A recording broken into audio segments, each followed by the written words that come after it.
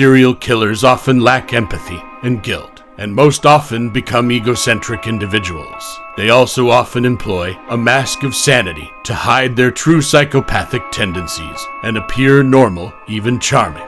So grab onto your seats as we look at unsettling facts about 20 serial killers who transgressed societal and moral norms and committed crimes that are simply unforgivable.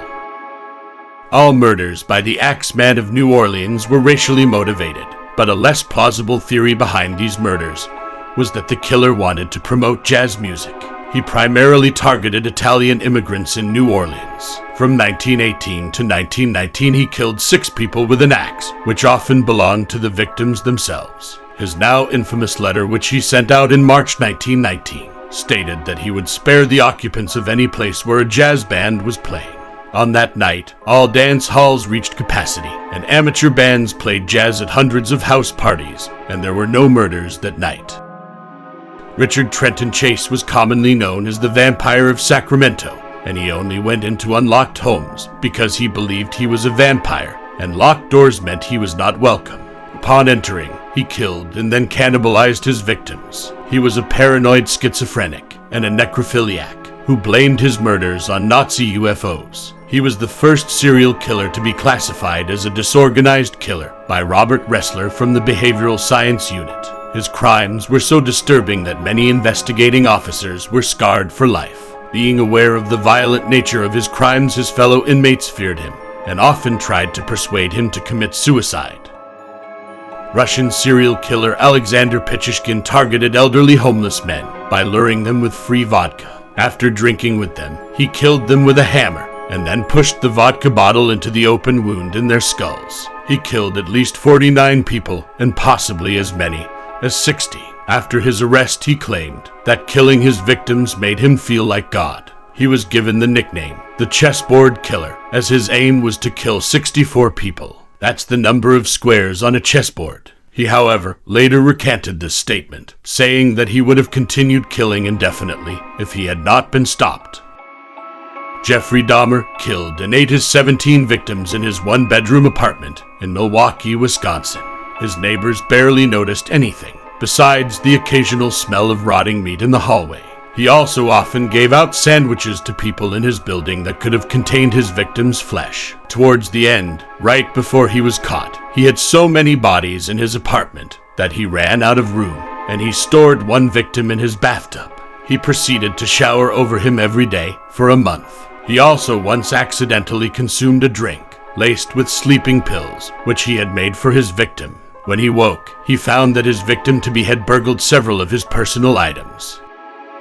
Richard Kuklinski was responsible for a string of homeless murders in New Jersey, killing a cop for beating him, and he also once shot a man with a crossbow just to test it out for an upcoming hit. He lured men to meetings with the promise of lucrative business deals, killed them, and stole their money. He was nicknamed the ICEMAN by authorities after he froze the body of one of his victims to disguise the time of death. He once killed a man and left his body in an oil drum outside of a diner just to see how long it would take for someone to investigate. He ordered sandwiches from the same diner and sat on the drum while he ate it. He made a clicking noise with his mouth when he was angry, and anyone who heard that was as good as dead. The inspiration for Stone Cold Steve Austin's character came from Richard Kuklinski.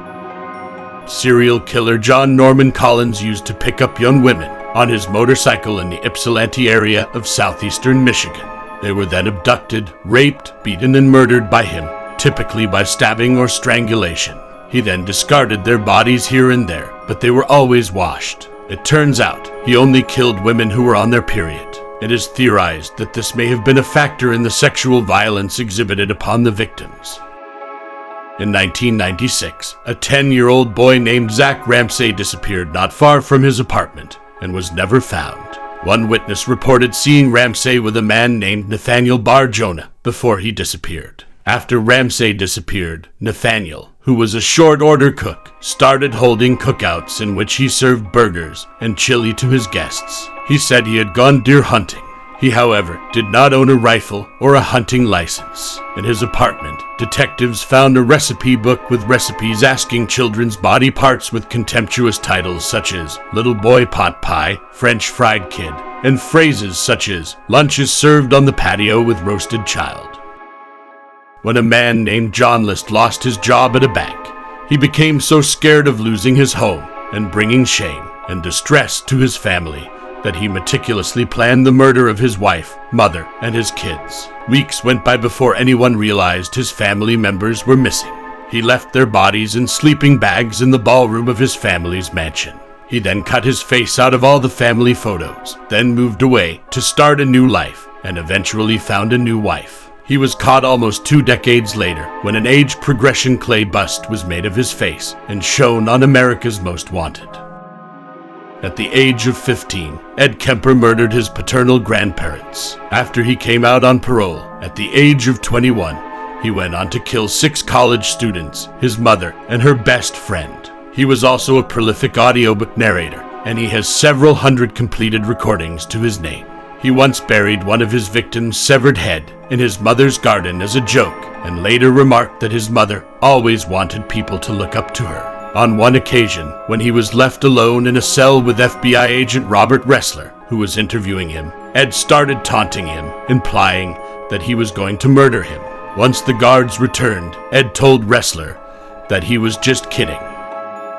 2 cousins, Kenneth Bianchi and Angelo Buono Jr., kidnapped, raped, tortured, and murdered 10 women and dumped their naked bodies on the hillsides of Los Angeles. While actively murdering women, Kenneth Bianchi was also applying to join the ranks of the Los Angeles Police Department. He also attended several ride-alongs with police officers who were searching for the Hillside Strangler. One time, the duo posed as undercover police officers and stopped a female driver. They, however, dropped their plan to abduct and murder her after learning that she was the daughter of actor Peter Lorre, who was known for playing disturbed characters.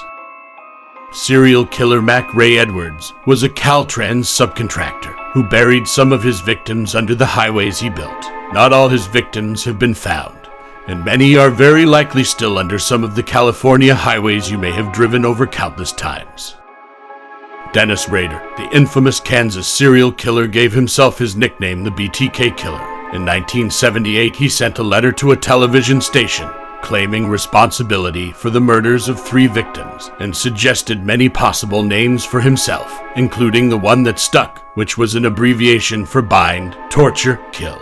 He installed security systems as part of his job, and many of his clients had installed the alarms to stop BTK from ever entering their homes, unaware that BTK himself was installing them. He evaded capture for 30 years and was finally caught after he sent a floppy disk to the police, which they told him was untraceable. It contained metadata from a deleted Microsoft Word file.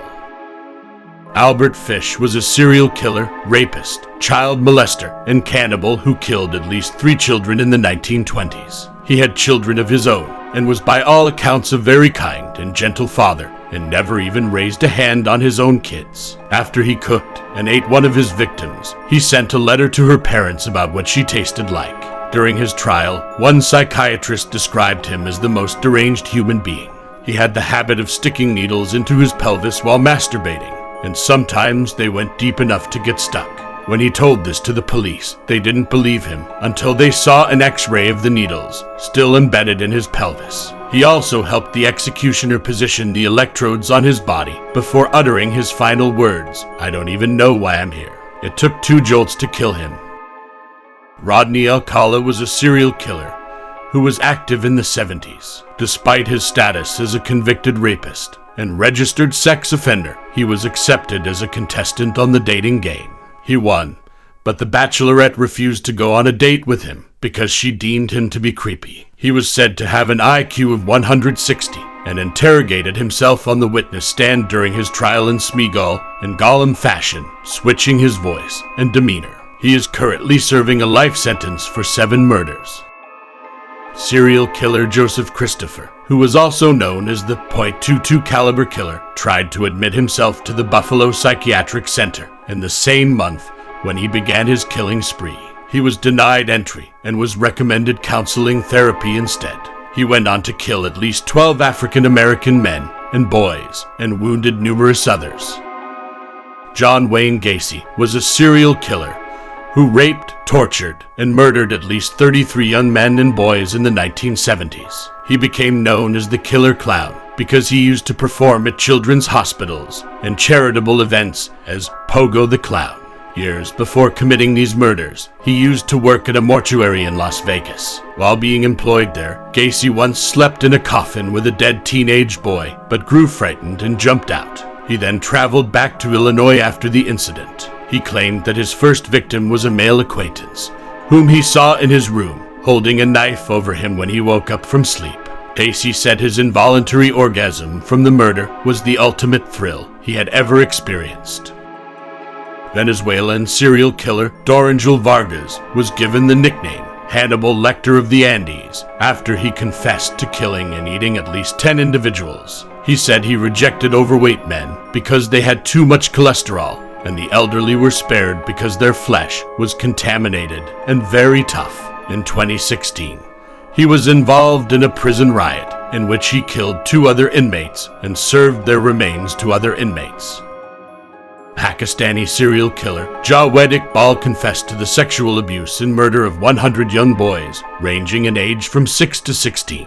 He was sentenced to death by being strangled in front of his victims' families, then dismembered and burned in a vat of acid in the same way he had killed his victims. He was found dead in his cell before the execution could be carried out. CHRISTMAN GENIPPERTEINGA was a 16th century German serial killer who is reported to have murdered 964 individuals. This included 6 of his newborn babies he had birthed from a sex slave he held captive for 7 years. One fine day, she convinced him to let her go to the town, where she betrayed him by dropping peas for the townsmen to follow and capture him. Joseph BRIGGEN was a Californian hog farmer who always had blue ribbon prize pigs at the state fair, and his pigs always drew the highest prices at auction. When asked about his success, he often boasted, "It's all in the feeding." It turned out he had been killing the ranch hands and grinding their bodies up for hog feed. One of his ranch hands found some body parts and reported him to the police. This video was just a small part of our full article on this topic. Click on the link in description to read the full article on our site factrepublic.com, which has 30 more unsettling facts about serial killers. Don't forget to like, comment, and subscribe. Also, hit the bell icon to never miss any Fact Republic's future videos.